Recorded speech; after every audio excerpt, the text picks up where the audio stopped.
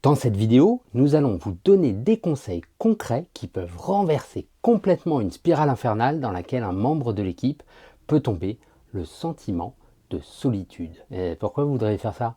Eh bien, tout simplement parce que, comme nous l'avons vu dans un précédent épisode dans lequel je vous présentais le Moving Motivators à distance, de plus en plus d'entreprises passent au télétravail, et parfois complètement.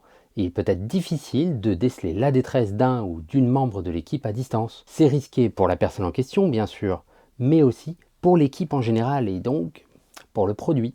Alors, pour éviter ça, dans cet épisode, nous allons voir que vous allez devoir être présent. Peu importe votre rôle, manager, scrum master, développeur, il n'y a pas d'excuse pour ne pas montrer l'exemple avec, par exemple, les communautés de pratique. Je vais vous reparler de la design review qui s'y prête très bien. Ensuite, nous allons voir que travailler à distance ne veut pas forcément dire travailler seul, et surtout, mettre l'accent sur l'écoute passive. D'ailleurs, j'en profite pour remercier toute l'équipe Scrum Life et bien sûr aussi celles et ceux qui nous soutiennent sur Tipeee, car Scrum Life n'est pas du tout monétisé ou sponsorisé, et ça fonctionne grâce à la communauté. Ne travaillez pas seul, c'est déjà un bon conseil pour des équipes colocalisées, c'est encore plus vrai en télétravail. Outre le fait qu'à plusieurs on travaille plus efficacement, eh bien ça évite tout simplement de se sentir seul. Et on ne dit pas ça que pour les développeurs, Vous pouvez le faire aussi entre PO et dev, entre business et product owner, il n'y a pas de limite, alors ne vous en mettez pas. Nous allons parler de pair programming, ou de pair quoi que ce soit. Lorsque deux personnes travaillent en même temps, sur la même tâche, et sur le même ordinateur, ou à distance, en écran partagé par exemple. Et nous allons parler de swarming, lorsque toute l'équipe travaille sur le même élément de backlog, mais pas nécessairement sur la même tâche pour le réaliser. On avance ensemble, dans notre coin ou en groupe, mais sur le même sujet. Bon, là, on a du mal sur la tâche la plus importante restante. Le sprint se termine bientôt. Je vous propose qu'on s'y mette tous. Ah, bonne idée, ouais. Bah moi, si ça vous va, je vais prendre le front. Ok, moi je prends le bac. Ah, je veux bien faire le bac avec toi, ça m'intéresse. Il est possible que les membres de l'équipe ne soient pas trop motivés. En effet, parfois les développeurs ne croient simplement pas au pair programming, ou encore moins au mob programming ou au swarming. Et si vous leur lanciez un challenge de prendre au moins une tâche du backlog en pair programming ou plus chaque semaine, il y a de grandes chances pour qu'ils y prennent goût. Moi je l'ai vécu. En faisant ça, le deuxième ou troisième jour, j'arrive et là, plus personne de l'équipe de toute la matinée. Ils s'étaient mis dans une salle de réunion afin de pouvoir travailler tous sur la même tâche plus confortablement et sur un grand écran. Top! Ça fonctionne aussi à distance, bien sûr. Et pourquoi pas entre Scrum Master, en tant que communauté de pratique, par exemple. Il y a quelques temps, nous nous sommes retrouvés à 3 pour une session de swarming de Scrum Mastering.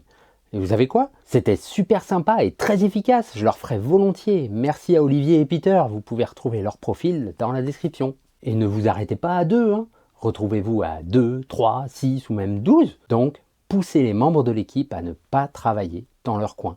C'est aussi valable quand on est dans le même bureau, en colocalisé. Pour de la conception logicielle, pensez à la design review qui peut se faire à distance avec un tableau blanc virtuel. Si vous n'avez pas vu cet épisode qui l'explique, je vous mets le lien dans la description, mais aussi directement à la fin de cette vidéo pour que vous puissiez aller la revoir directement après. On va faire Scrum maintenant. Oh non, j'ai déjà fait Scrum là, c'est plein de réunions, on n'a même plus le temps de coder. Ouais, moi aussi j'entends souvent que Scrum amène trop de réunions. Eh bien, en télétravail, rajoutez-en. Surtout si vous pensez que des membres de l'équipe sont un peu seuls. Organisez par exemple des pauses café, optionnelles, 1 ou 2 fois par jour avec toute l'équipe pour créer une dynamique de partage. Oh là là, pourquoi ça fonctionne pas? Ah, c'est l'heure de la pause. Ça me fera pas de mal. Une autre bonne idée. Chaque semaine, nous sortons un épisode de Scrum Life à une heure précise, en mode première. Ce qui veut dire que nous sommes là, sur le chat de YouTube, et après l'épisode, nous nous retrouvons pour en discuter en live, pendant une petite heure avec la communauté. Eh bien, rejoignez-nous avec votre équipe. Si vous ne voulez pas rater le prochain épisode en live, justement, abonnez-vous à la chaîne, et surtout, activez les notifications. Et avant qu'on continue cet épisode, si vous l'aimez, mettez un pouce vers le haut et partagez-le avec quelqu'un qui trouverait ça utile. Tenez-vous au courant de ce qui est fait dans l'équipe afin de savoir si un membre n'est par exemple jamais de la partie. Car oui, certaines personnes vont aimer cette solitude. C'est aussi à prendre en compte, mais comme Jean-Pierre me l'a dit un jour, si un développeur n'a pas envie de travailler en équipe, au bout d'un moment, il faut peut-être se demander et arrêter de l'intégrer dans une équipe agile. Laisser quelqu'un sur le carreau, c'est à coup sûr laisser pourrir l'équipe de l'intérieur. Salut les gars, comment ça va ce matin? Salut! Bon bah ça va aller vite ce matin. Au final, hier, on a bien bossé tous ensemble sur l'architecture de la nouvelle route API, pas grand chose à dire. Ah bon? Mais j'ai pas été invité moi. Il s'est passé quoi du coup? Oh mais mince!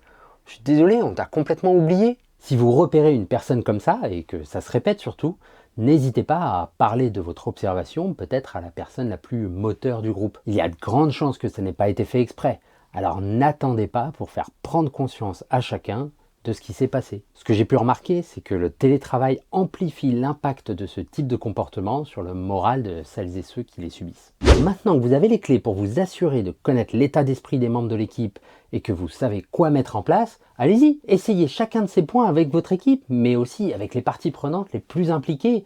Les oublier serait une erreur. Comme promis, pour approfondir le sujet, allez voir ou revoir la vidéo sur la Design Review qui s'adapte facilement à distance. Si vous ne connaissez pas, c'est vraiment le bon moment pour tenter de mettre cette pratique en place. Cliquez ici. Et si ce n'est pas déjà fait, profitez-en pour vous abonner à notre chaîne. Ciao!